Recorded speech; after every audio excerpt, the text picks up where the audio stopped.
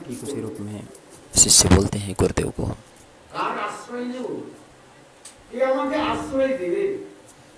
जब आप चले जाएंगे तो कौन हमें आश्रय देगा। गुरुदेव आप छोड़ करके चले जाएंगे, हमने तो आपको समर्पित कर दिया है। शिष्य गुरुदेव को कहते हैं दीक्षा काले शिष्य करे आत्मसमर्पण।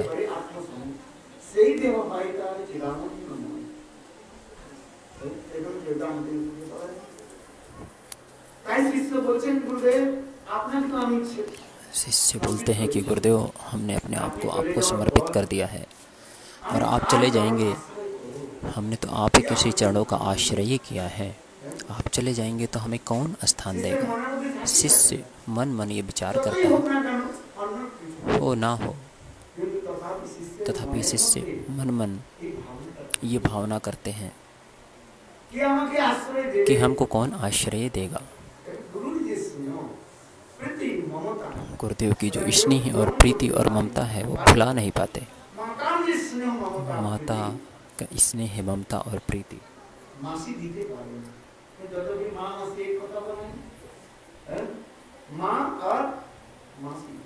माता और मौसी, माता का भी प्रीति मौसी नहीं दे सकती।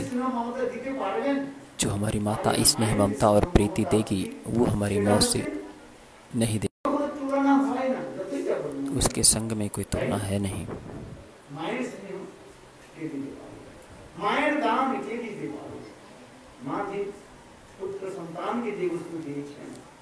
माता पुत्र को जो वस्तु दे रही है अन्य कोई दे नहीं सकता। शिष्य बोलते हैं गुरुदेव आपके चले जाने पर, जब आप चले जाएंगे तब हम किसका आश्रय लेंगे, कौन मुझे आश्रय देगा। शिष्य कहते हैं ऐसा गुरुदेव को। तब गुरु क्या बोलते हैं, शिष्य सुनो, तत्व सुनाते हैं। भगवान तो सदा सर्वदा सर्वत्र ही हैं, सर्वत्र ही विद्यमान हैं। आपके बीच में भगवान हैं कि नहीं है, जल में भगवान रहते हैं कि नहीं रहते हैं, सर्वत्र ही भगवान विद्यमान हैं।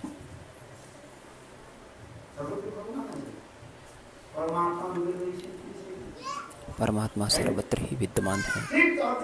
ठीक उसी रूप में गुरु ने बोला कि देखो शिष्य, तुम इतनी चिंता करो मत, हम तुम्हारे पास सदा सर्वदा ही हैं। ये हमारा शरीर जो तुम देख रहे हो, ये शरीर मैं नहीं हूँ।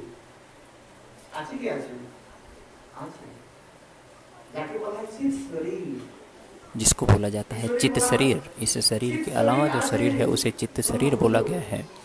गुरुदेव बोलते हैं कि हमारा चित्त शरीर है, हम तुम्हारे पास ही रहेंगे। तुमने हमारी सेवा की है, हम तुमसे कहीं दूर नहीं जाएंगे।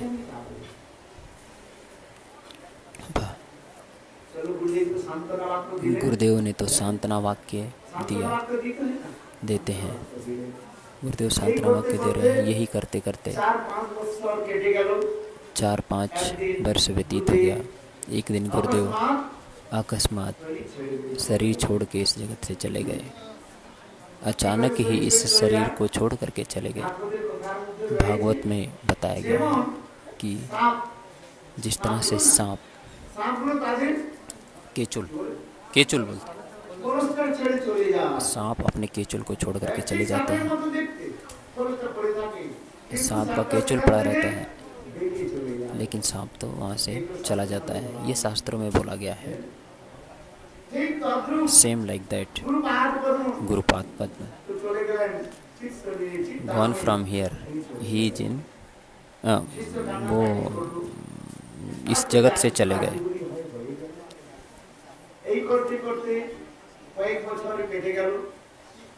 ऐसा करते करते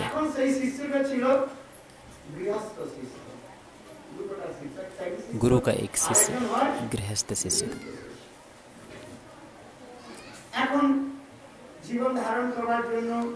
जीवन धारण करने के लिए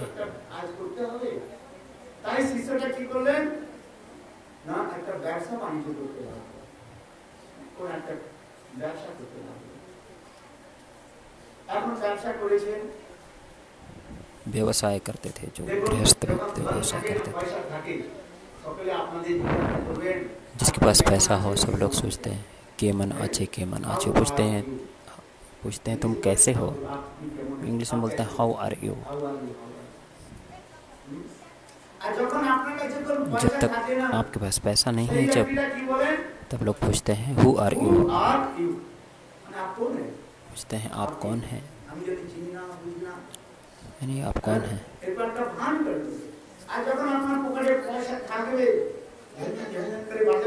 If in your pocket, if you have money in your pocket, then everybody asks you, how are you? This is the universal truth.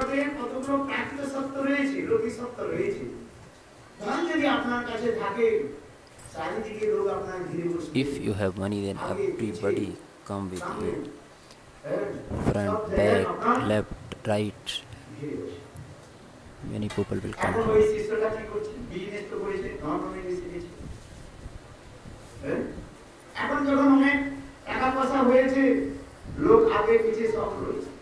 If you have more money, then many people will come, left, right, front and back.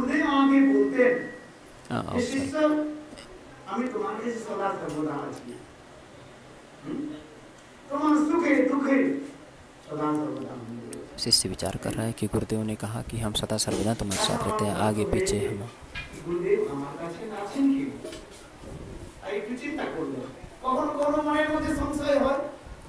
मन में तरह तरह का संशय होता है। शिष्य ने क्या किया, एक दिन हरिनाम करते करते कुशल गुरुदेव का चिंतन करते हुए रात के समय में सोने चले गए। स्वप्न में साक्षात गुरुदेव आए। कौन आया? स्वप्न में शिला गुरुदेव आए।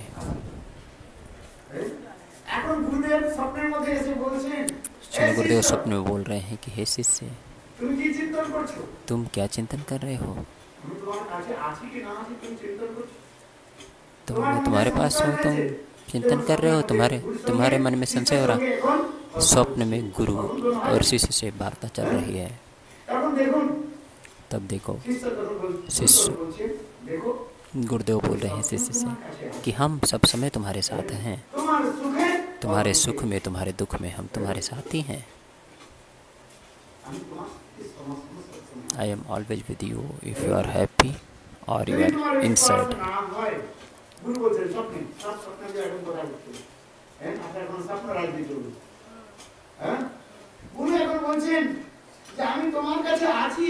गुरुदेव कह रहे हैं कि यदि तुम्हें कोई संशय होगा तो मैं तुम्हारे पास आ जाऊंगा। I will come with you.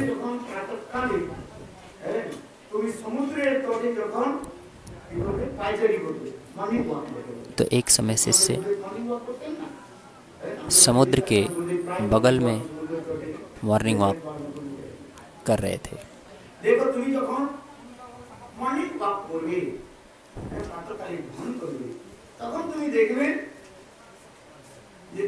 जब शिष्य मॉर्निंग वॉक कर रहे थे, जब उनका पैर छप रहा है और गुरुदेव का भी पैर वहाँ पे छप रहा है, तब शिला गुरुदेव ने बोला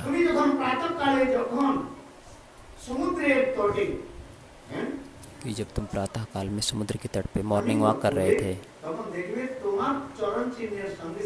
तब देखना कि तुम्हारे चरण चिन्ह के साथ साथ हमारा चरण चिन्ह भी दिखलाई देगा। गुरुदेव अंतर ध्यान हो गए। स्वप्न में जो प्रातः काल यदि कोई स्वप्न देखता है तो वो सत्य होता है। कोई 3 से 4 बजे के बीच में स्वप्न देखता है तो वो सत्य होता है। तो शिष्य ने फटाफट स्नान आदि किया, गायत्री मंत्र इत्यादि जप किया और सुबह सुबह ही समुद्र के किनारे मॉर्निंग वॉक करने के लिए चले गए। मन ही मन चिंता कर रहे हैं कि शिला गुरुदेव ने आज स्वप्न में बोला था कि तुम मॉर्निंग वॉक करोगे तो देखना मैं तुम्हारे पीछे पीछे चलूँगा, हमारा चरण चिन्ह दिखलाई देगा। और गुरुदेव का चरण चिन्ह, तो इसलिए शिष्य बड़े जल्दी जल्दी जाने लगे। शिष्य के चरण चिन्ह के साथ साथ शिला गुरुदेव के चरण चिन्ह भी दिखलाई दे रहा है। सत्य हो रहा है कि नहीं हो रहा है? शिला गुरुदेव का चरण चिन्ह भी आ गया। हृदय में बड़ा उल्लास हुआ शिष्य को। बोले शिला गुरुदेव की जय। शिष्य को विश्वास हुआ कि गुरुदेव हमारे साथी ही हैं। हमने जो संशय किया कि शिला गुरुदेव इस जगत से चले जाएंगे तो हमारी देखरेख कौन करेगा, लेकिन शिला गुरुदेव सदा सर्वदा हम लोगों के साथ विद्यमान हैं, ऐसा शिला गुरुदेव ने प्रमाणित किया। एक समय क्या हुआ कि उनका जो बिजनेस कर रहे थे, जो व्यापार कर रहे थे, कभी उसमें लाभ होता है, कभी उसमें नुकसान होता है।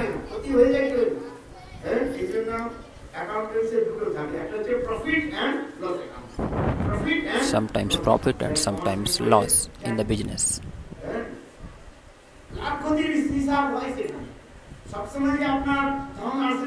Every time you got the profit, this is not possible.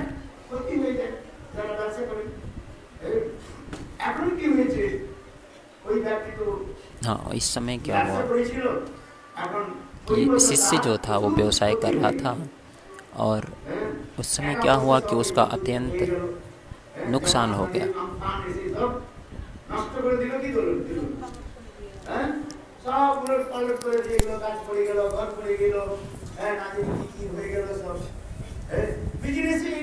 Business में तो ऐसे होता है, कभी लॉस हो जाता है, समटाइम्स लॉस समटाइम्स प्रॉफिट।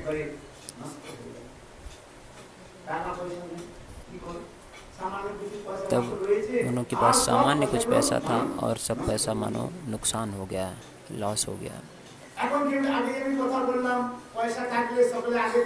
इसमें पैसा होता है तो सब लोग आगे पीछे घूमते हैं। If you have no money then nobody come with you. तो वो विचार करने लगे।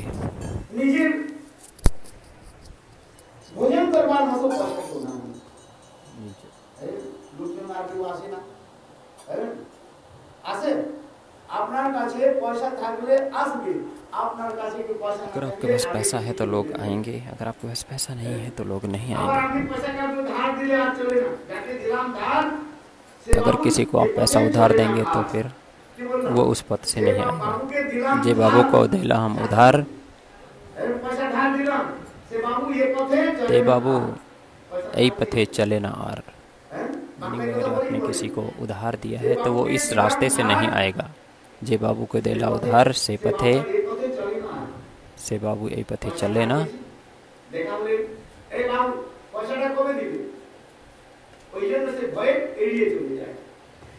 कि जिसको आप पैसा उधार दे देंगे वो उस रास्ते से नहीं जाता है, वो दूसरे रास्ते से चला जाता है।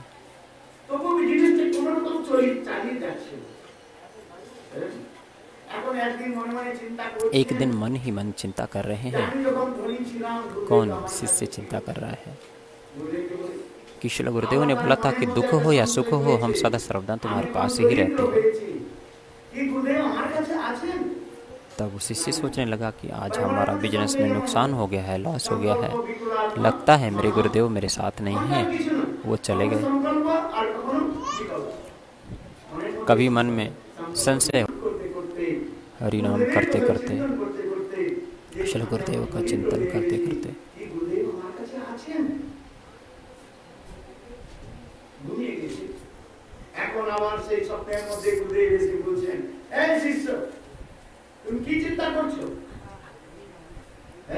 तब स्वप्न में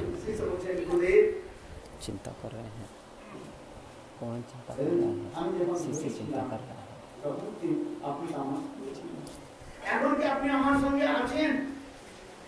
वो चिंता कर रहा है कि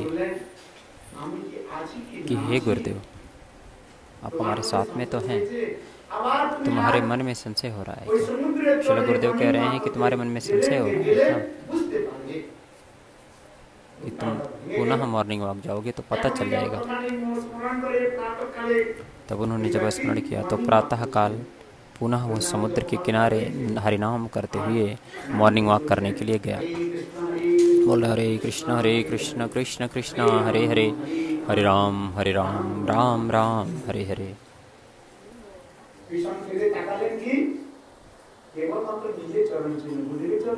तब उन्होंने क्या देखा? केवल और केवल उनका ही चरण चिन्ह दिखाई दे रहा है। श्रील गुरुदेव का चरण चिन्ह दिखलाई नहीं दे रहा है, केवल उनका खुद का ही निज चिन्ह दिखाई दे रहा है, गुरुदेव का दिखाई नहीं दे रहा है। तब उन्होंने अपने मन में विचार किया,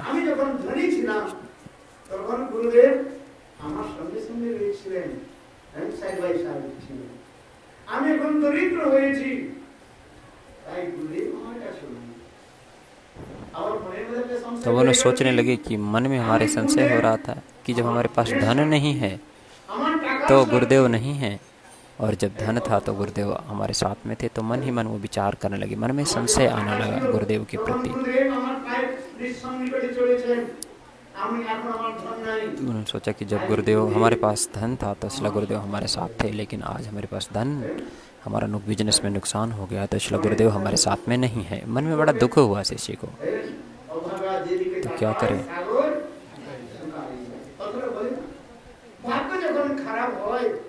मन जब भाग्य जब खराब हो जाए तो सब कुछ चला जाता है, इसलिए बंगला में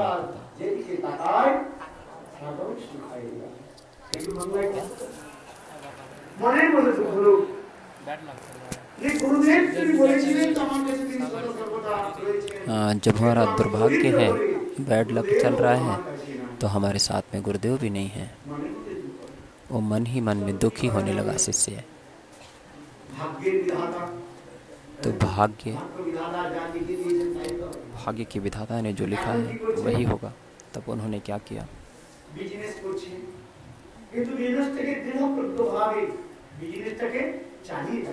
बिजनेस उनका चल नहीं रहा। बिजनेस अगर ऊपर जा रहा है तो पैसा आता रहेगा खूब।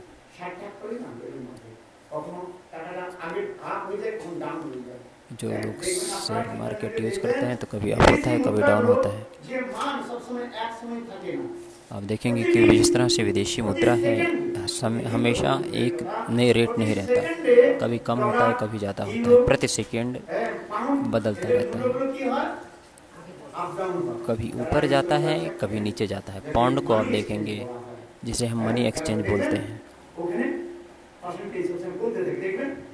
आप देखेंगे शेयर मार्केट में तो दिखलाई देगा। मनी भी देखेंगे तो करेंसी हमेशा चेंज होते रहते हैं, कभी कम कभी ज़्यादा, कभी अप होता है, कभी डाउन होता है। लोग कहते हैं शेयर मार्केट में जब अप हो जाता है निकाल लेते हैं, डाउन हो जाता है तो परचेज कर लेते हैं। यहाँ पर क्या हुआ? वो बिजनेस तो कर रहे हैं,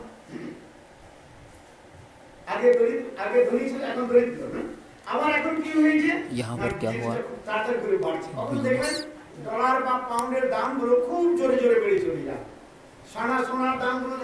कभी आप देखेंगे गोल्ड जो होता है, प्रतिदिन न्यूज़पेपर में देखेंगे सोना का मूल्य बढ़ जाता है, आज इतना रुपया बढ़ गया, आज इतना रुपया बढ़ गया, ऐसे आता है। देखो प्रतिदिन ऐसा दिखलाई देता है ना?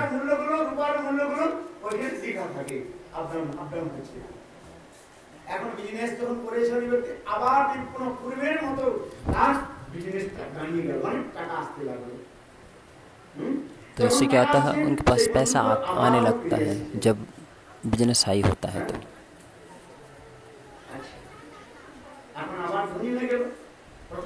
तो इसलिए पहले धनी था, फिर गरीब हुआ, फिर पुनः धनी हो गया। अब जब धनी हो गया, अब सब लोग पुनः बंधु बांधव आने लगे। यदि पॉकेट में पैसा है तो सब लोग कहते हैं हाउ आर यू, केमन अचन दादा, कि आप कैसे हैं? केमन अच्छे दादा, केमन अचन दादा, कि कैसे हैं आप दादा? दादा केमन अच्छे। बोलो वृंदावन बिहारी लाल की जय।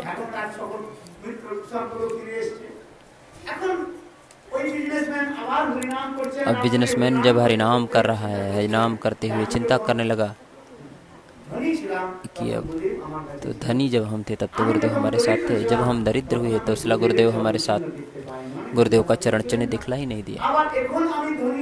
अब हम पुनः धनी हैं तो हम देखते हैं कि गुरुदेव पुनः हमारे साथ हैं कि नहीं हैं।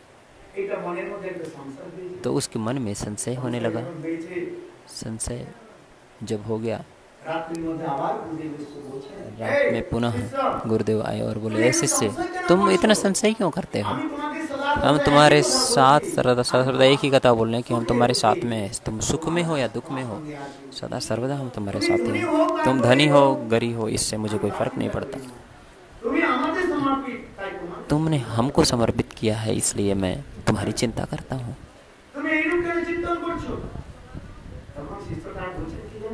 तब शिष्य क्या बोलते हैं? शिष्य बोलता है कि गुरुदेव जब धनी थे तब तो हमने आपका चरण चिन्ह देखा, जब हम गरीब हो गए तो मैंने आपका चरण चिन्ह नहीं देखा, तो हमारे मन में संशय होगा। तब गुरुदेव ने बोला, शिष्य सुनो,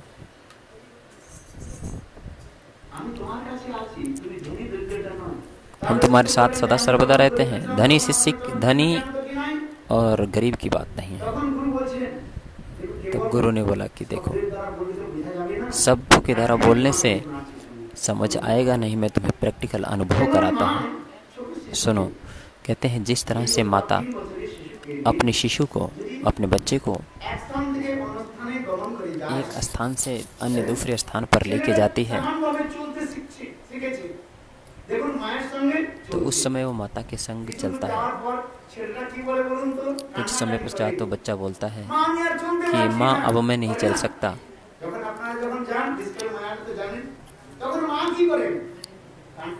तो माता क्या करती है, उसे गोद में उठा लेती हैं। तो शिशु का चरण चिन्ह दिखलाई नहीं देगा, केवल माता का ही चरण चिन्ह दिखलाई देगा। और कुछ दिन जाने पर पुनः जब बच्चा बोलने लगता है कि माता आपकी गोद में नहीं रहूँगा, अब मैं चलना चाहता हूँ, तब माँ क्या करती है, बेटे को निज गोद से, अपने गोद से जमीन पर छोड़ देती है चलने के लिए। पुनः वो बालक माता के साथ चलने लगता है। और कोई माता कभी वो माता का हाथ पकड़ के चलता है, कभी बिना हाथ पकड़े चलता है। शिष्य ने बोला कि चलो गुरुदेव, आप ये क्या उदाहरण दे रहे हैं? तब गुरुदेव ने बोला, शिष्य ये तो अत्यंत सरल कथा है। जब तुम धनी थे तब भी हम तुम्हारे साथ थे। बालक माता के संग चलता है।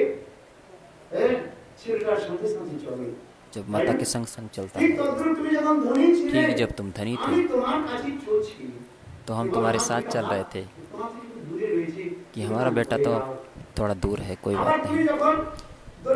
लेकिन जब तुम दरिद्र हो गए तब भी हम तुम्हारे साथ थे। तो तुमने गुरुदेव, हमने आपका चरण चिन्ह तो देखा नहीं। तो शिला गुरुदेव ने बोला कि जब तुम दरिद्र थे तो जो तुमने जो चरण चिन्ह देखा था वो तुम्हारा नहीं था, वो हमारा चरण चिन्ह था। बन बिहारी लाल की जय। वो तुम्हारा चरण चिन्ह जो तुम कह रहे थे, वो तुम्हारा चरण चिन्ह नहीं था। तो हम कहाँ पे थे? गुरुदेव ने बोला कि हमने तुम्हें अपने गोद में उठा लिया था। कि हम ये उदाहरण दे रहे हैं।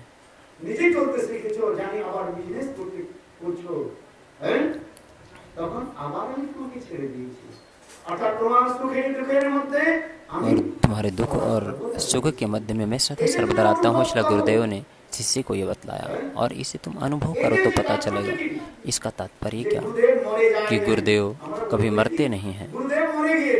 हमारी मृत्यु बुद्धि है, इसलिए हम सोचते हैं कि गुरुदेव मर गए हैं। ये तो अपराध होता है। गुरु वैष्णव कभी भी मरते नहीं हैं। साधारण मनुष्य की तरह वो मरते नहीं हैं। वो सदा सर्वदा तुम्हारे पास ही रहते हैं, केवल अलक्षित रूप में, इंडिविजुअल। आप देख नहीं सकते।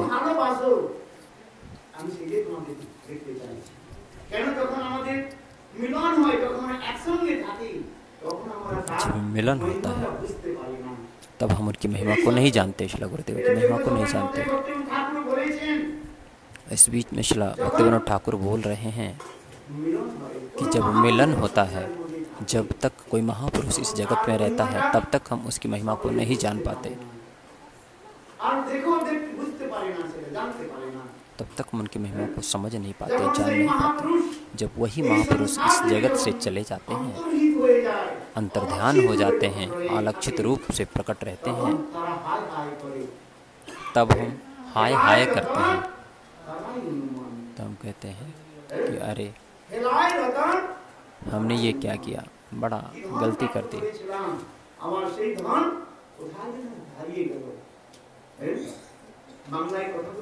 बंगला में एक कथा होती है, भूल गए अनेकों कथा। मान लो आप अंधकार में चल रहे हैं, कुछ दिखलाई नहीं दे रहा, अचानक से ये बिजली गिरे तो क्या होगा? उजाला दिखेगा।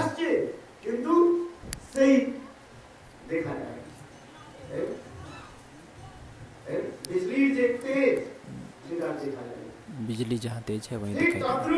ठीक उसी रूप में गुरु वैष्णव आपके साथ ही नित्य हैं,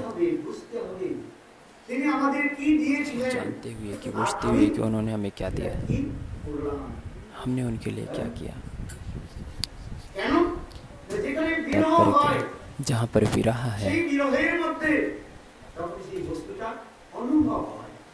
विरह के मध्य में इस वस्तु का अनुभव होता है। तत्व सिद्धांत में जब तक विरह नहीं होगा तब तक अनुभव नहीं होता। मिलन में जो अनुभव है, सुख आनंद है, अनुभव होता है विप्रलंब भाव में, विरह में। इसलिए हमारे रूप गोस्वामी पाद ने उज्ज्वल नीलमणि ग्रंथ के मध्य में बोला है, ना बिना विप्रलंबेनो संभोग पुष्टि। विप्रलंब का मतलब विरह।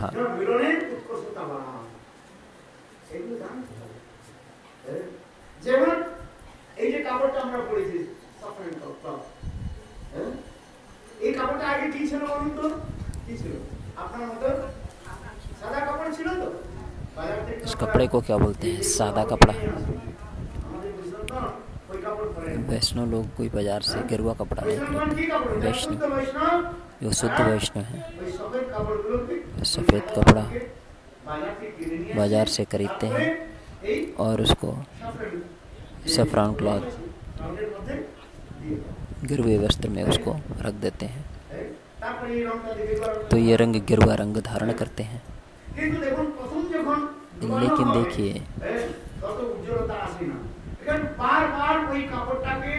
कहते हैं एक बार डुबाने से वो कलर नहीं आता है। यदि बार बार उस कपड़े को उस गिरवे रंग में डुबाया जाए तो कपड़े का रंग और गाढ़ा हो जाएगा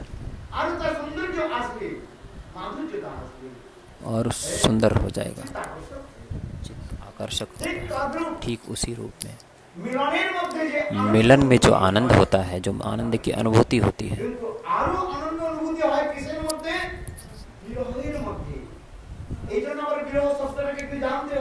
इसलिए विरह शब्द का अर्थ जानते हैं। विरह शब्द का साधारण अर्थ है दुख, कष्ट और विच्छेद।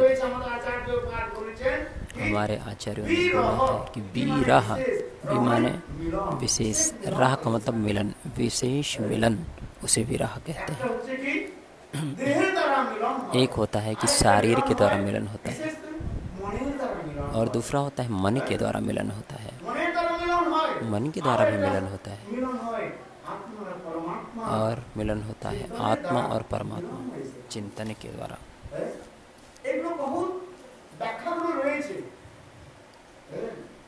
इसकी बहुत व्याख्या है, इसके बड़े गूढ़ तात्पर्य हैं। इस शरीर के संग में जो मिलन, वो यथार्थ मिलन नहीं है।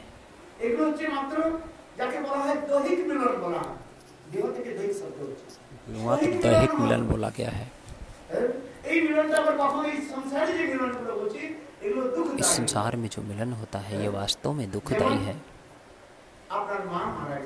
जिस तरह से किसी की माता मारी गई, माता के आंचल में ही वो पल बढ़ रहा है। जो माता से हमने अंगूठा पकड़ के चलना सिखाया, प्रथम गुरु कौन है शास्त्र में बताया गया है, मातृदेवो भवः पितृदेवो भवः। माता, पिता और आचार्य, प्रथम गुरु तो माता है। प्रथम गुरु माता है क्योंकि माता ने उंगली को पकड़ करके चलना सिखाया।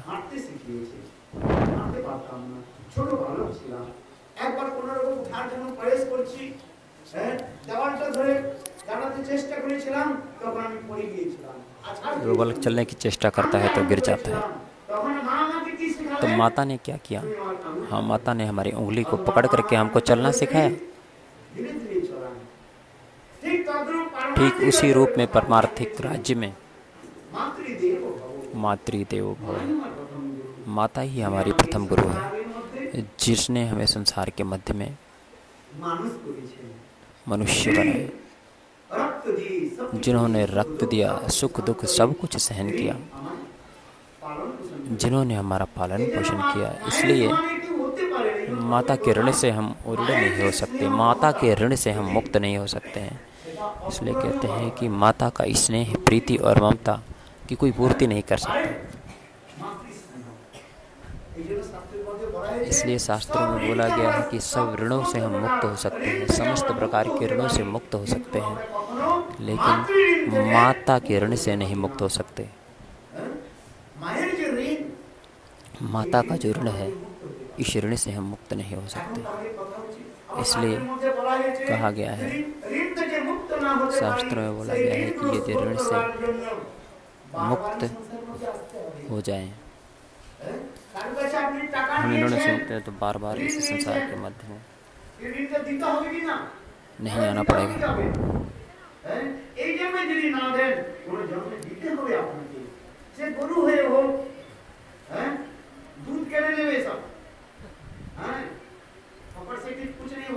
कोई फोकट से कुछ नहीं देता। अरे चलो, ये तो मर गया, अब क्या हो गया? जावत जीवत तावत सुखेत।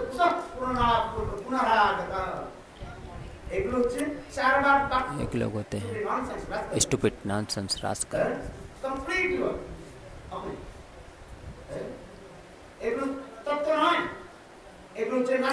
ये कोई तत्व नहीं। कुछ लोग नास्तिक होते हैं। ऋणम गित्वा, पैसा नहीं है ऋण खाओ, और ऋण लेके घी खरीद लो, और यदि ऋण कोई नहीं देता मार पिटाई करके उसके साथ से पैसा ले लो। मर गए और क्या है? बंगला में बोला,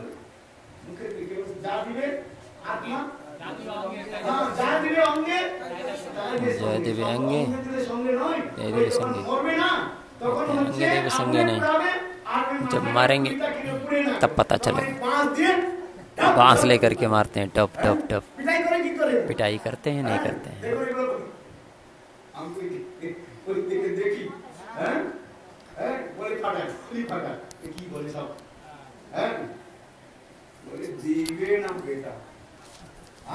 देवे ना बेटा, नहीं छोड़े भी ना, छोड़ेंगे नहीं।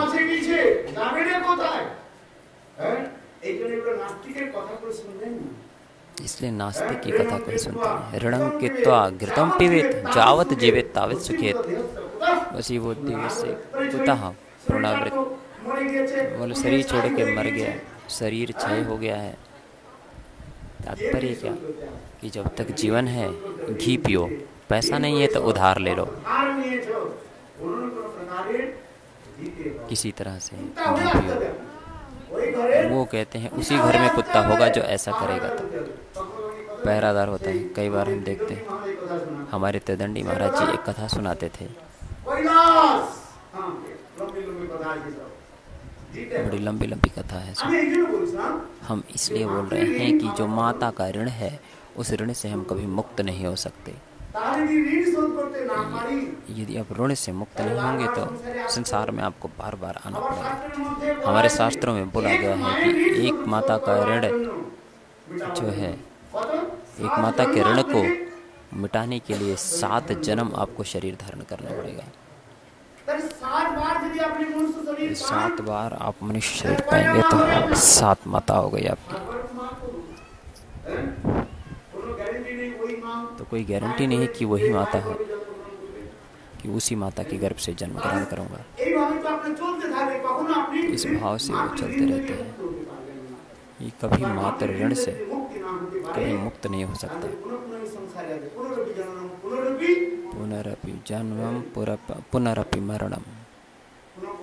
यदि हम ऋण से मुक्त नहीं होंगे तो पुनः पुनः मुझे इस जगत में आना पड़ेगा। तो इससे मुक्ति का वास्तविक उपाय क्या है? तो शास्त्रों में बोल रहे हैं, उसी मुक्ति का उपाय बोल रहे हैं हमारे आचार्यगण। मुक्ति की तो अनेक व्याख्या की गई है।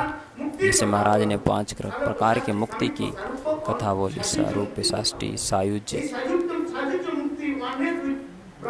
सायुज्य मुक्ति का मतलब ये सब वास्तव में कल्पना मात्र।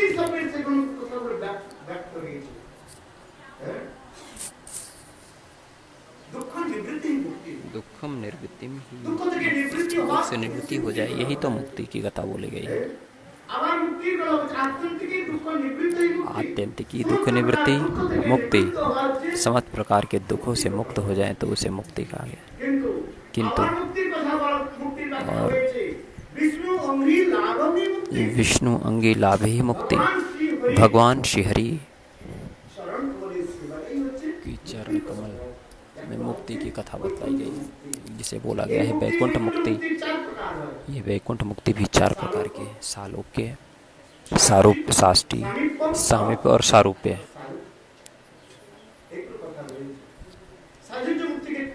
सायुज्य मुक्ति को छोड़ दीजिए। और मुक्ति की और व्याख्या है हमारे महाप्रभु ने जगत जीवों को मुक्ति जन्यथा रूपम। भजन साधन करते करते सदगुरु चरणाश्रय कोई करे, गुरुपाद पद्म की कृपा से, भगवान की कृपा से निज स्वरूप प्रकाशित होगा। आप ये शरीर नहीं हैं, आप इस शरीर के मध्य में जो शरीर है, जो आत्मा है, आत्मा अनुभूति, आत्मा का एक सुंदर शरीर है। आत्मा का जो शरीर, जो कान रहेगा, चक्षु रहेगा, आँख रहेगा, इंद्रियभूति, उस रूप आत्मा का सुंदर स्वरूप है।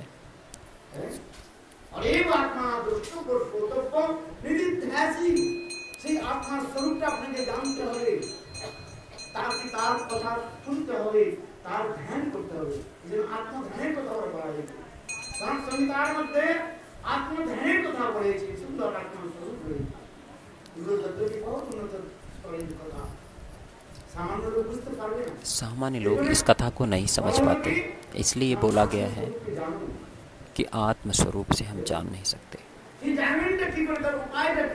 जानने का उपाय क्या है? निज को जानने का उपाय क्या है?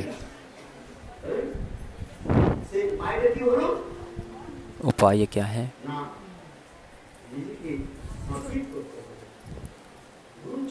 अपने आप को गुरुदेव को समर्पित करना पड़ेगा।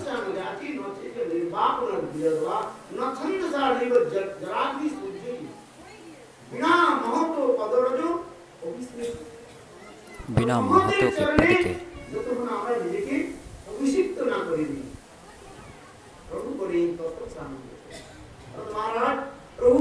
भरत महाराज ने रघुगढ़ राजा को बोला कि हे राजन सुनो,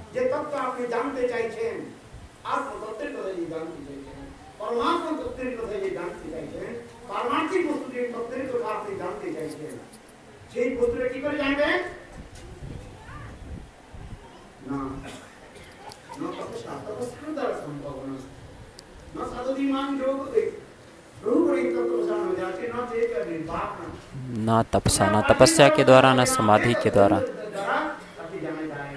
न तपस्या के द्वारा, न समाधि के द्वारा अथवा अग्नि इत्यादि की आहुति देने से भगवान को नहीं जाना जा सकता।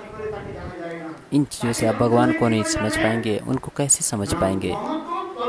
महतो पदो रोजे अभिषेकम, महत जन जो हैं, जो भगवान के नित्य जन हैं, भगवान के जो शुद्ध जन हैं, जो भगवान के नित्य भक्त हैं, उनके चरणों की धूली से अपने आप को धो लेना चाहिए। जिस तरह से हम पंचामृत के द्वारा अभिषेक कराते हैं, ठीक उसी रूप में पंचामृतम गुरु चरण के द्वारा अभिषिक्त होना पड़ेगा। और कोई उपाय नहीं है, नहीं है, नहीं है।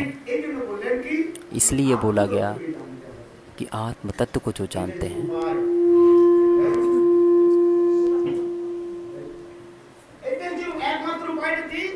इसका एकमात्र उपाय क्या है कि गुरुपाद पद्म के चरणों में निज को अभिषिक्त कर दो, स्नान कर दो। नायम आत्मा प्रवचने लभ्यो ना मेधया ना बहुना श्रुते यमय वैस विड़ते लभ्यस्तस्य आत्मवृत्ते तनुम स्वाम।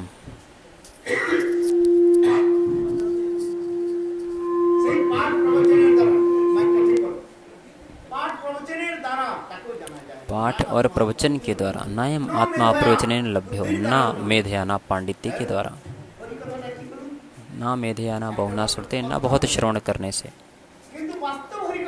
कि यह वास्तविक हरि कथा क्या है ये आप जानते हैं?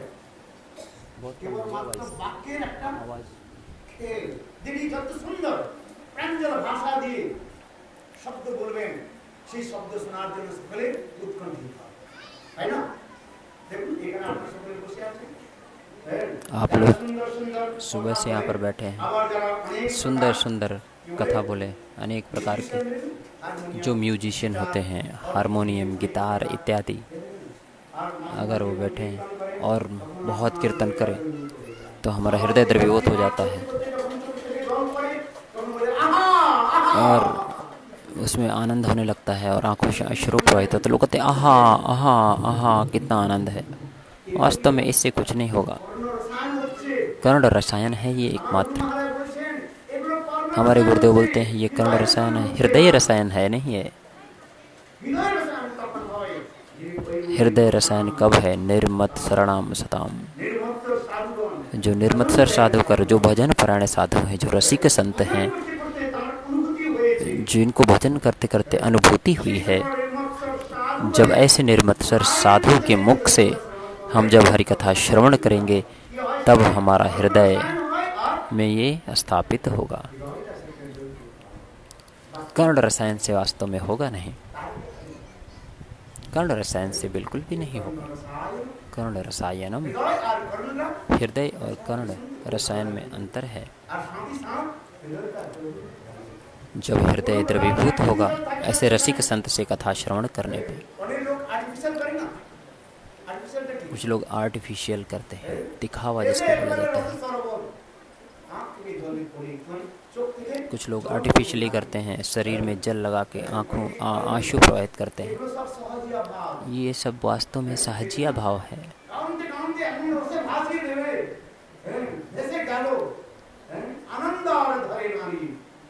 इस तरह की कथा बोलते हैं और आंखों से आर्टिफिशियली अश्रु प्रवाहित करते हैं।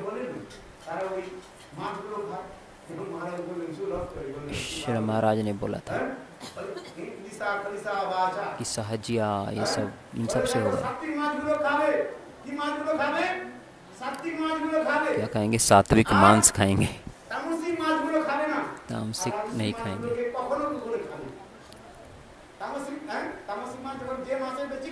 तामसिक मांस जिसमें कांटा है उसको सहजिया लोग ने इस श्लोक की रचना की। हमारे गुरुदेव ये कथा सुनाते थे कि सहजिया लोग बोलते मांस खाएंगे, सब मांस नहीं खाएंगे। कौन सा मांस खाएंगे? इल्सा कलिसा बाजा।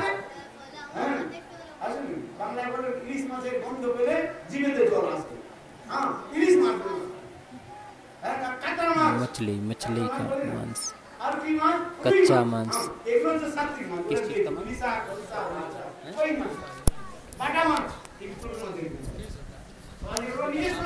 ओ अच्छा, मछली का नाम है।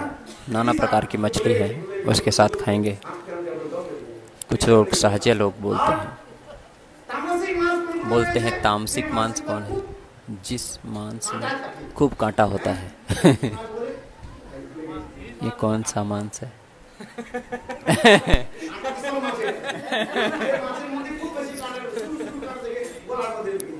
जिस मांस में खूब कांटा होता है। लोग तरह तरह के मांस का नाम बता रहे हैं।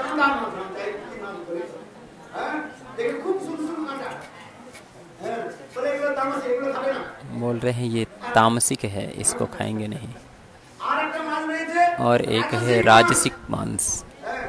ऐसे साजिया लोग बोलते हैं, वास्तव में ये सत्य नहीं है।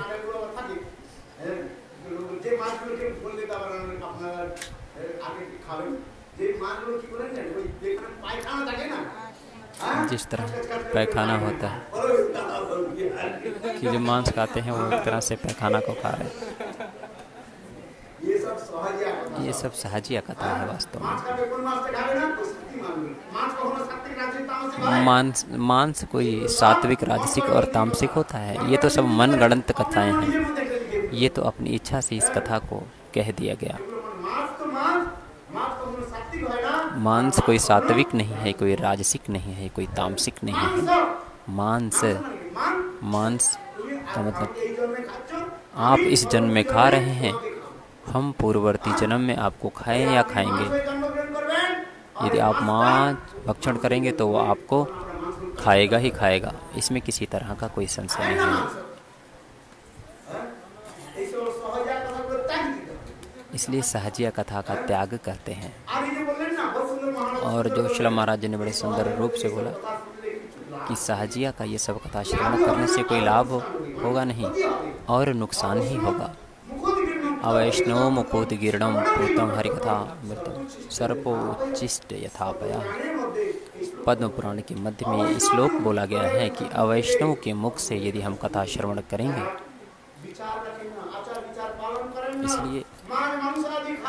इसलिए अवैष्णव के मुख से कथा श्रवण नहीं करते। मांस इत्यादि खाते हैं, गुटखा इत्यादि खाते हैं, और शिष्य भी ऐसे ही हैं। ये सब कैसी कथा है? ये वास्तव में कथा नहीं, व्यथा है। जो सदाचार संपन्न सदगुरु के शरणागत होना चाहिए, जो भगवान के शिर चरणों में आश्रित हैं, नियम को पालन करते हैं, ऐसे गुरु का आश्रय करना चाहिए। यद्यपि भगवान की कथाएं बड़ी मधुर हैं, तव कथा अमृतम तप्त जीवनम। भगवान की कथा तो अमृत के स्वरूप है, लेकिन वही अमृत वैष्णव गण के द्वारा हम सुनेंगे तो नुकसान ही होगा। इसलिए वैष्णव के मुख से श्रवण करना चाहिए। कथा हमने छोड़ दिया कि मात्र ऋण से हम कैसे मुक्त होंगे? कैसे मुक्त होंगे? मुक्त होने का वास्तविक उपाय क्या है? यही हमारा प्रश्न है कि माता के हम ऋणी हैं। सब ऋण से हम मुक्त हो जाएंगे, लेकिन माता के ऋण से मुक्त नहीं हो सकते। किस माता के ऋण से मुक्ति का उपाय क्या है? ये बड़ा ही हमारे सोचने का विषय है, बड़ा ही गंभीर विचार है। माता के ऋण से मुक्त कैसे होंगे? यतो मुकुंद परिहत्य कर्तुम, एकमात्र मुकुंद मुक्ति ददाती। भगवान मुकुंद, भगवान कृष्ण, यही एकमात्र समस्त प्रकार के ऋणों से मुक्त करा सकते हैं। इन्हें ही बोलते हैं मुकुंद भगवान। भगवान के चरणों में यदि हम अपने आप को समर्पित कर दें तो मातृ ऋण, पितृ ऋण, समस्त ऋणों से मुक्त हो जाता है। कहते हैं भूताप्त नृणाम पितृणाम नायम ऋणिर्चराचर। अंतिम श्लोकी की कथा में बोलते हैं श्री भगवान क्या बोले? सर्वधर्मान परित्यज्य मामेकं शरणं व्रज अहम त्वां सर्व पापेभ्यो मोक्षयिष्यामि मा शुचः। श्री भगवान ने बोला, कह रहे हैं सर्वधर्मान, समस्त धर्मों का परित्याग कर दो, केवल और केवल एकमात्र हमारी शरण में आ जाओ, क्योंकि हम ही भगवान हैं। मुक्ति ददाती इति मुकुंदा, हम ही मुक्तिदाता हैं। समस्त पाप से मुक्त हो जाएगी। इसलिए बोले सर्वधर्मान परित्यज्य, जितने भी धर्म हैं,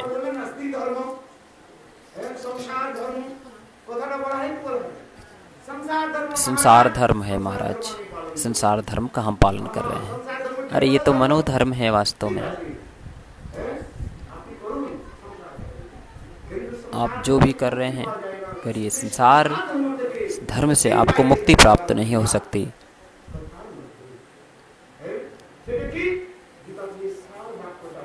गीता के सार की कथा भगवान सर्व धर्मान परित्यज्य, समस्त धर्मों को तुम क्या करो, त्याग दो। हम तुम्हें वचन दे रहे हैं। यहाँ पर स्वयं भगवान क्या कर रहे हैं?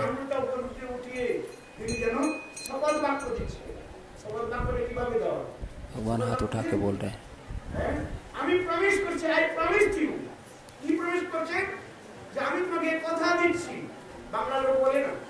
कि कथा सुनो। बांग्ला लोग बोलते हैं, बांग्ला लोग बोलते हैं हम तुम्हारे सर पे हाथ रख के खत्म कसम खाती हूँ। गीता में श्री भगवान हास्य प्रयास की बात नहीं है।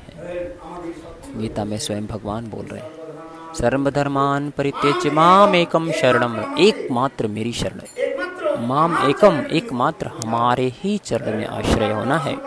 श्री भगवान अन्य किसी देवी देवता की बात नहीं कही गई। यहाँ पर कह रहे हम ही स्वयं भगवान हैं।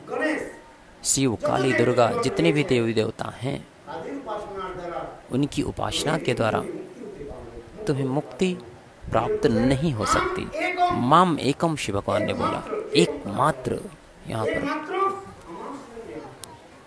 माम एकम शिव भगवान ने बोला एकमात्र मेरी ही शरण ग्रहण करो।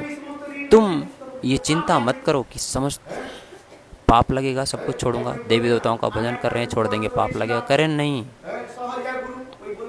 करें सहजिया गुरु, गुटखा खाने वाला गुरु, गुटखा खाते हैं। अनेक गुरु रहते हैं, क्या क्या खाते हैं। तो ऐसे गुरु का क्या करना पड़ेगा? परित्याग करना पड़ेगा। अरे बोलो अब गुरु ने कर लिया तो गुरु कैसे छोड़े? कुछ लोग पूछते हैं भाई गुरु कुछ भी खा रहा है मुझे क्या फर्क पड़ता है, मैं तो भगवान का भजन कर रहा हूँ। लोग कहते हैं अरे गुरु मांस खा रहा है।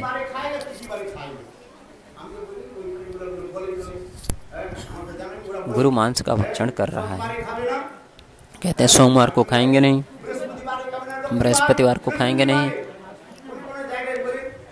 किसी जगह पर बोलते शनिवार को खा सकते हैं। अरे किसी वार भी नहीं खाना है।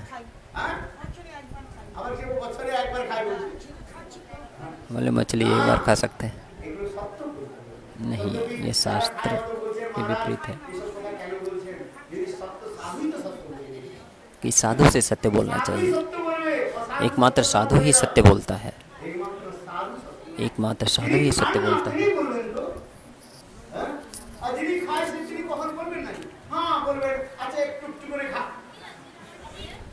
बोलते अच्छा एक टुकड़ा खा ले। अरे नहीं, एक टुकड़ा नहीं, पूरा ही छोड़ दो।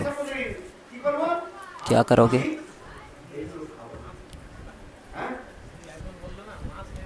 कि मांस खाना। बोलो मांस तो नहीं खाते, मांस का रस खाते हैं। ये सब सहजिया भाव है वास्तव में। इसलिए गीता में श्री भगवान ने बोला एकमात्र मैं ही स्वयं भगवान हूँ। मद भक्तो मदयादि मम नमस्कुरु। गीता में श्री भगवान बोल रहे हैं काम में स्थिर देगा ना प्रपद्यन्ते अन्य देवता। अर्जुन जानना चाहते हैं कि आप स्वयं भगवान हैं तो लोग अन्य देवताओं की पूजा क्यों करते हैं? श्री भगवान से अर्जुन ने प्रश्न किया। हमारे शास्त्रों में देवी देवताओं के उपासना की कथा बोली गई है, क्यों? देखो वेदों में तीन कांड, एक है कर्म कांड, ज्ञान कांड, उपासना कांड। ये उपासना कांड को दो विभाग में बांटा गया है। एक है भगवान श्री हरि की उपासना, एकांतिक निष्ठा, जिसे बोला गया है उपासना कांड, और दूसरा बोला गया देवी देवताओं की उपासना की कथा बोली गई है।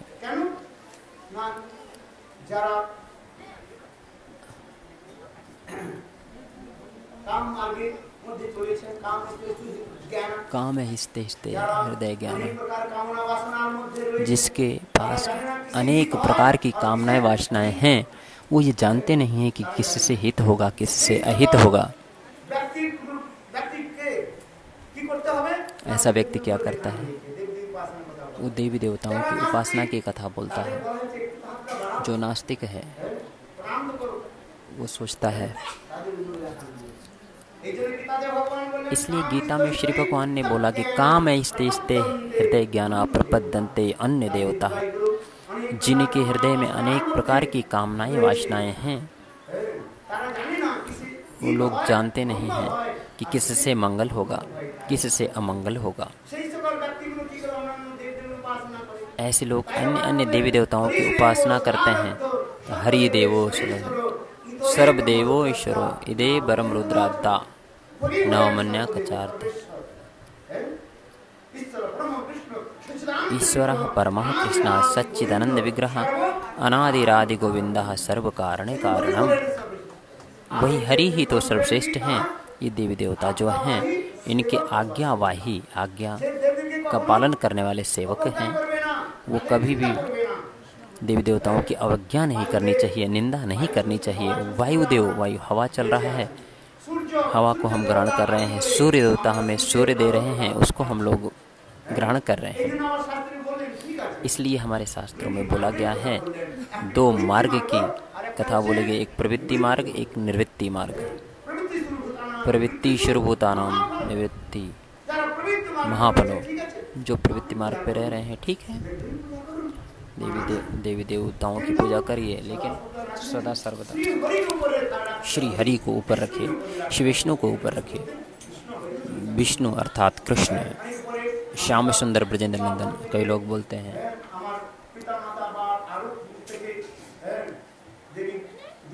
कि हमारे माता पिता देवी देवता अथवा गणेश की पूजा करते थे, तो क्या करें महाराज?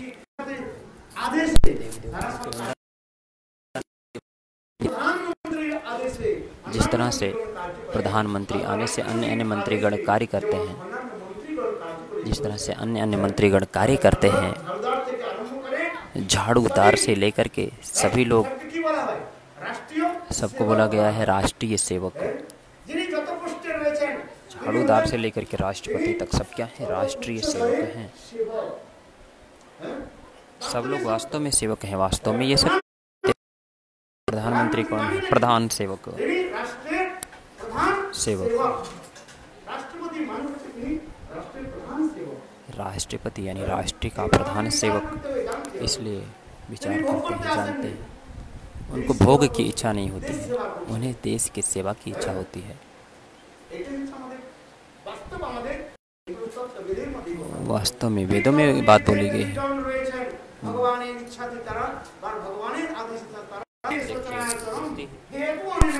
नेट प्रॉब्लम होने की वजह से कुछ प्रॉब्लम हो रही है। शिव भगवान कह रहे हैं कि हे अर्जुन, कि मेरी अध्यक्षता में प्रकृति कार्य करती है। हमारे आदेश से सूर्य पूर्व दिशा में उदित होता है और पश्चिम में अस्त होता है। हमारे आदेश से वायु प्रवाहित होती है। हमारे आदेश से वरुण जल प्रदान करते हैं। जो कुछ आप देख रहे हैं,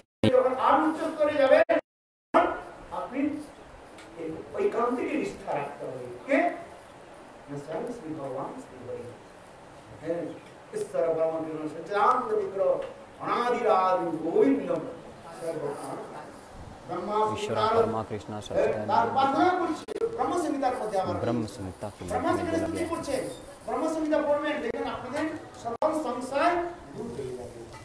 ब्रह्म संहिता पढ़िए, देखिए आपका सकल संसार दूर हो जाएगा। कोई देवी देवता स्वेच्छा पूर्वक कुछ नहीं देते, वही शिव भगवान से लेकर के आपको देते हैं। ये शास्त्रों की वाणी है। यदि आप साक्षात श्री भगवान का भजन करेंगे,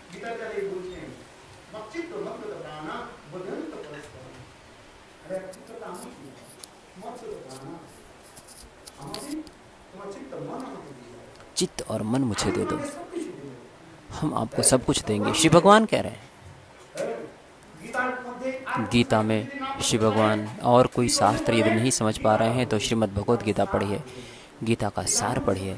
श्रीमद् भगवद गीता में सब कुछ लिख दिया है श्री भगवान ने।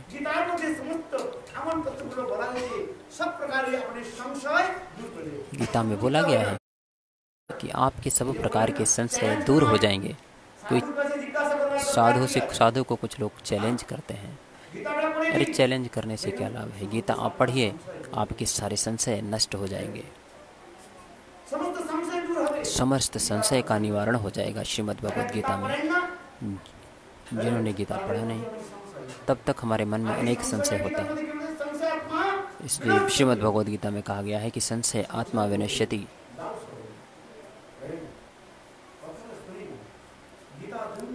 इसलिए गीता अध्ययन करना चाहिए, चैलेंज करने की कोई आवश्यकता नहीं है कि हम खूब जानते हैं। महाराज ने बोला, बड़ा सुंदर लगा। साधु को कुछ लोग चैलेंज करते हैं, चैलेंज का फल क्या होता है जानते नहीं हैं। जिस तरह से द्वारिका के बिंद में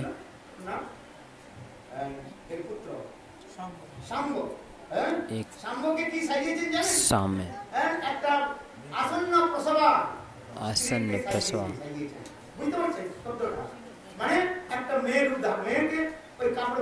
एक लड़के को कपड़ा पहना दिया और पेट में अनेक तरह का कुछ बांध दिया, गर्भवती नारी की तरह पेट बना दिया और ऊपर से साड़ी देकर के घूंघट निकाल दिया।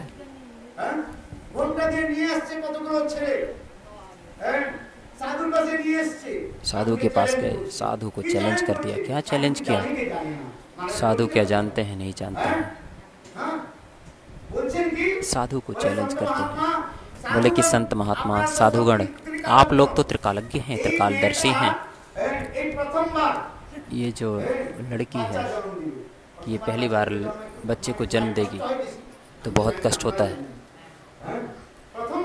प्रथम बार जब माता बालक को जन्म देती है तो अधिक कष्ट होता है। तो उन्होंने बोला कि ये प्रथम जन्म देंगी। बोले इस गर्भ में बालक है कि बालिका आएगी?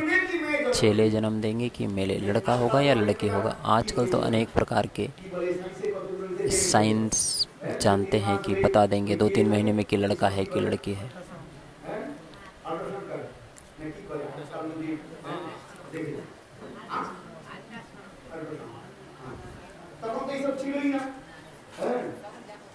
तब तो ये सब चीज़ें नहीं थी।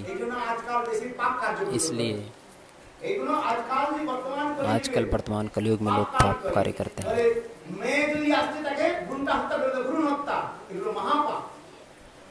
भ्रूण हत्या कहा गया है महापाप, चाहे लड़की हो या लड़का हो।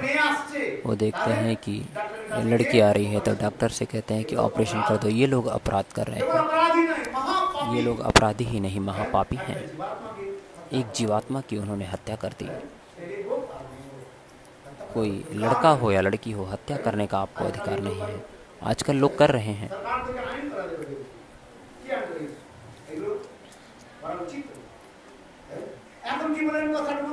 इसलिए कथा में क्या बोला गया, सामने को लेके गए कि आप लोग त्रिकालिक ऋषि हैं, आप लोग तो सब जानते हैं। वो लोग साधु को चैलेंज करना चाहते थे कि साधु कुछ जानते हैं, नहीं जानते हैं। उन्होंने बोला, साधु को देख के और लज्जा प्रकाश करते हैं और घूंघटा निकाले, मुख देख लेगा तो कोई दाढ़ी देख लेगा। यदि आप लड़के को लड़की बना दोगे तो सब तो दिखाएगा ही, पता ही चलेगा कि ये लड़का ही है। तो इसलिए उनको घूंघट पहना दिया था। तो उन्होंने बोला कि साधु ये बताइए कि ये लड़के को जन्म देगा या लड़की को जन्म देगा? साधु ने कहा, अच्छा परिहास कर रहे हैं। साधु देख करके परिहास कर रहे हो, तुम्हें अभी साधु दिखाता हूँ। साधु देखना चाहते हो? हिंदी बोलेंगे तो आपको हंसी लगेगी।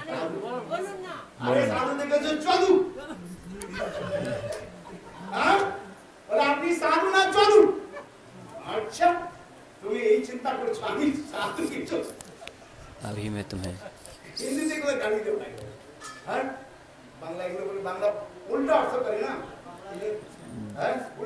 बांग्ला में उल्टा असर कर। अच्छा दिखाई देता है। बोले उसमें ऐसा नाम नहीं लिखा है कि किस साधु ने बोला। वे कहते हैं कि दुर्वासा ऋषि है। टीकाकार कह रहे हैं श्रीमद् भागवतम के मूल श्लोक में किसी साधु का नाम नहीं लिखा गया है। तब वो साधु ने बोला अच्छा, अभी दिखाता हूँ आपको मजा। साधु को तुम चैलेंज कर रहे हो? अरे इसके पेट से क्या होगा? मूसल जन्म लेगा। हाँ, बोलते हैं जिससे वो ढेकी होता है, जो लोहा होता है, उसे क्या बोलते हैं? मूसल। तो बोले कि तुम्हारे पेट से मूसल होगा और यही तुम्हारे यदुवंश को ध्वंस कर देगा। साधु ने बोल दिया, साधु ने बोल दिया क्या होगा? चेले यानी लड़के, और लड़का तो होगा नहीं, मूसल ही होगा। पुरुष को स्त्री बना दिया तो कोई लड़के लड़का थोड़ी ना होंगे, और इस मूसल होगा, इसी से तुम्हारा यदुवंश नष्ट हो जाएगा। देखा कि अरे साधु ने तो श्राप दे दिया, तो तुरंत उन्होंने क्या किया? कपड़ा उपड़ा सब निकाल दिया। साधु का वाक्य कभी व्यर्थ नहीं जाएगा, ध्यान रखना।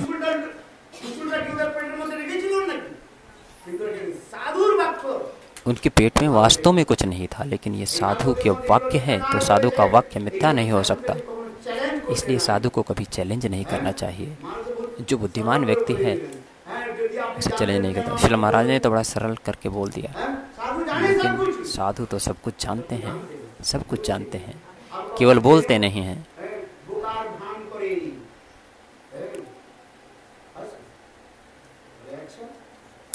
बोले अच्छा, तो उन्होंने क्या किया?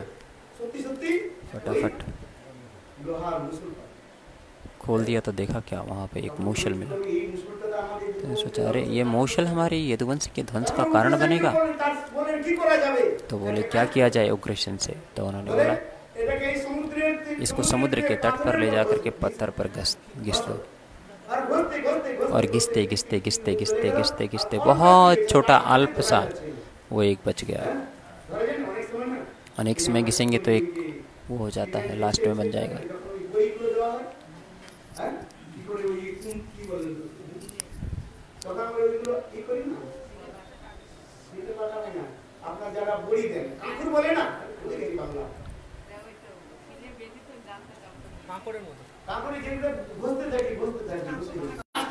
आप समाप्त करता हूँ क्योंकि आरती का समय हो गया। बार बार नेटवर्क की प्रॉब्लम आ रही है, इसलिए बीच में डिस्कनेक्ट हो जाता है। आश्चर्य की बात देखिए कि वो जो छोटा सा लोहा था एक मछुआरे को मिला, मछली के पेट में मिला।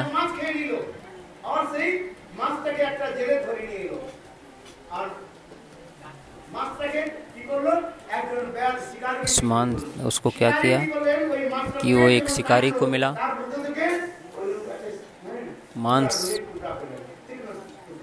वो जो उसका टुकड़ा था लोहे का वो शिकारी को मिला। शिकारी ने उससे हिरन शिकार के लिए ले गया। हिरन शिकार जैसे ही किया और वो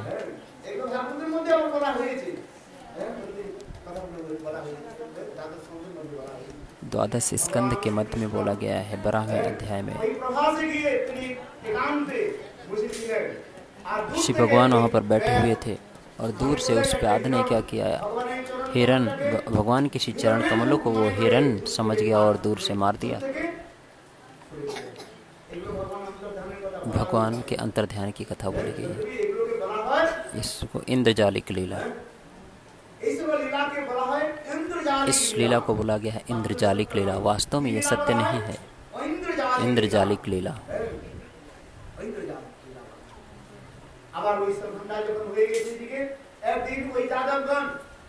एक दिन वही यादवगढ़ एक साथ बैठे हुए थे। मदिरा, सोमरस,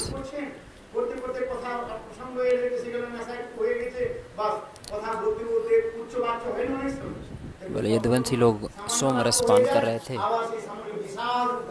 और बात करते करते करते करते करते वो विशाल झगड़े का रूप धारण कर लिया। कहते हैं अग्नि, अग्नि में चिंगारी होती है, वो पेट्रोल में या कहीं पड़ जाए तो विशाल अग्नि का रूप धारण कर लेती है। ठीक उसी तरह से हास परिहास करते करते यदुवंशी लोगों का आपस में विराट रूप धारण कर लिया और लड़ाई प्रारंभ हो गई। एक दूसरे के ऊपर आक्रमण कर रहे हैं,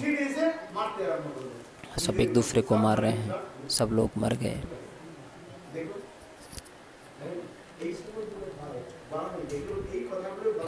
इस कथा को श्रीमद् भागवतम में बोला गया है, दो कथा को बोला गया है इंद्रजालिक लीला, जो वास्तव में सत्य नहीं है। एक है जो एक मूषल लीला है, एक महिषी हरण लीला। इन दोनों लीलाओं को बोला गया है मूषल इंद्रजालिक लीला। मैं इस कथा को इसलिए बोला, कभी भी संत महात्मा को चैलेंज नहीं करना चाहिए, हास परिहास नहीं करना चाहिए, यथा गंभीर होकर के प्रणाम करो। यदि आप नहीं समझ पा रहे हैं तो उनको अपहास मत करिए। अर्थात यदि जानते हैं, प्रश्न करने का एक तरीका होता है, चैलेंज करने की आवश्यकता नहीं है कि हम जानते हैं चैलेंज कर रहे हैं। कभी भी चैलेंज नहीं करते बुद्धिमान व्यक्ति। हमारे गुरुदेव बोलते थे एक बात कि हम तो जानते नहीं हैं कि यदि संत महात्मा कृपा करें, हमको बता देंगे, हमको समझा देंगे, तब हमारा जीवन कृतार्थ होगा। चैलेंज करने की आवश्यकता नहीं है कि हम जानते हैं। हम ही जानी नहीं कुछ, बुझी नहीं कुछ, तुम ही देखाओ बुझाई। हम कुछ नहीं जानते, कुछ जानते नहीं, कुछ समझते नहीं, इसलिए कृपा करके आप ही समझा दो। यद्यपि हमारे गुरुदेव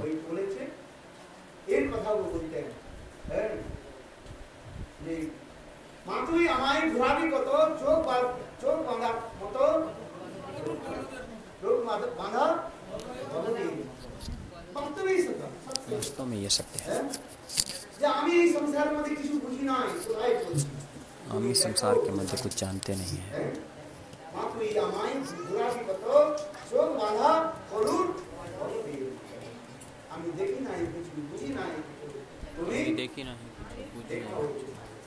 तुम ही देखो बुझाई। वास्तव में ये सत्य है। लोग चैलेंज नहीं करना चाहिए। श्रीमद् भागवतम में बोला गया है, परीक्षित महाराज बोल रहे हैं कि हे गुरुदेव, हे ब्राह्मण, आप त्रिकालज्ञ हैं, आप सब जानते हैं। यदि हम अधिकारी हैं तो आप कृपा करके हमारे इस प्रश्न का उत्तर दीजिए। यदि हम अधिकारी नहीं हैं तो आप मौन धारण कर लीजिए, उत्तर मत दीजिए। इसलिए शास्त्रों में बोला गया है।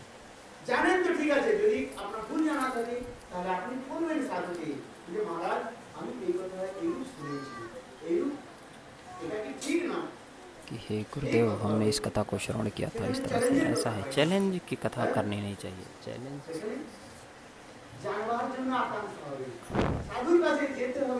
साधु के पास जाकर के जंग नहीं,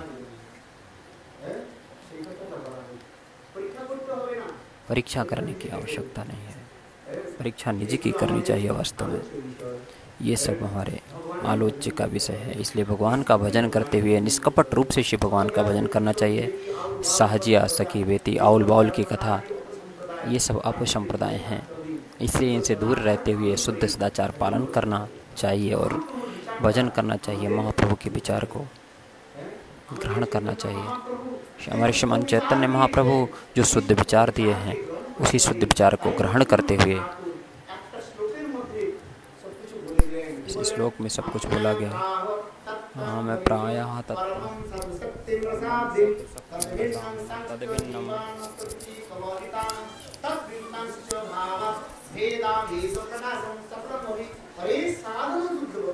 हरि साधन शुद्ध भक्ति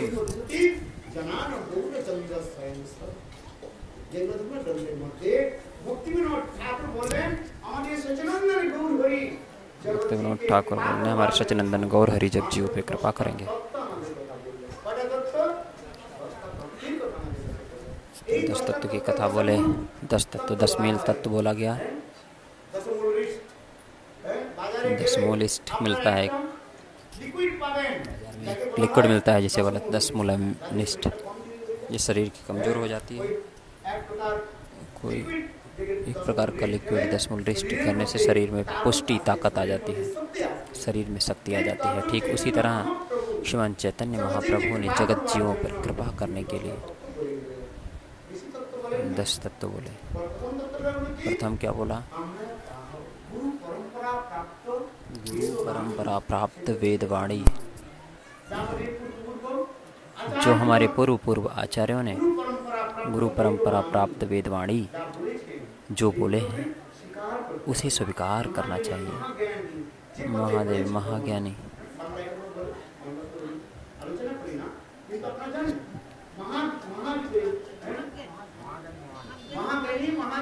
महाज्ञानी महाजन जे बोले पीछे गमन। जिन महाजनों ने, ये महाजन लोग जानते हैं, 12 महाजन की कथा बोली गई है। स्वयंभू नारद शंभु कुमार कपिल प्रहलाद ऋषि वैयोबली, हमारे 12 महाजन अर्थात 12 महाजन की कथा बतलाई गई है। हमारे जो गौड़ीय वैष्णव महाजन, रूप गोस्वामी पाद, सनातन गोस्वामी पाद, रघुनाथ दास गोस्वामी श्रीपाद जीव गोस्वामी, श्री नरोत्तम दास ठाकुर, श्यामानंद, ये सब परंपरा के वास्तव में महाजन हैं, महाज्ञानी। ये सब महाजन महाज्ञानी इन्हों के पद पे चलते हुए हमें सीखना जानना।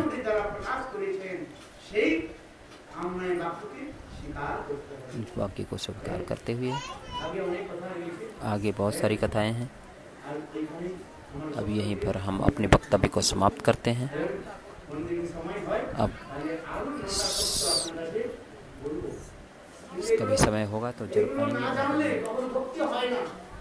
जब तक ये समझ जाएंगे तब तक भक्ति होगी नहीं। लंप झंप से कुछ नहीं होगा। अनेक साजिया सखी बेकी लंप झंप ईदी उदी करते हैं।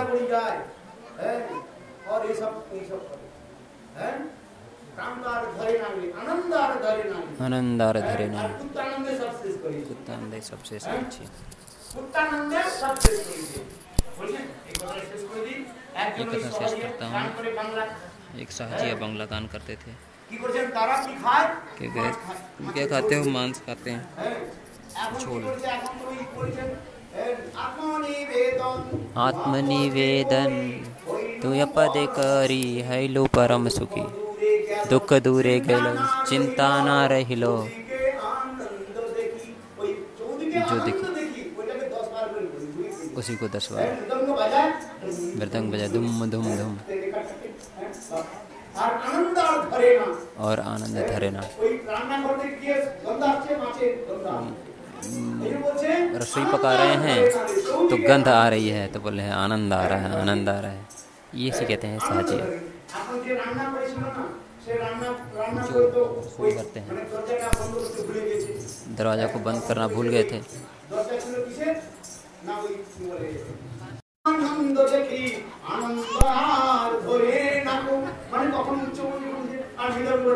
मृदंग net is not working properly. Now I want to close. Now Harikatha almost finished. बोलो वृंदावन बिहारी लाल की जय। जय श्री राधे श्री गुरुदेव की जय। Okay, we will come again online in the evening. Hare Krishna, Shri Radhe, Dandavat Pranam।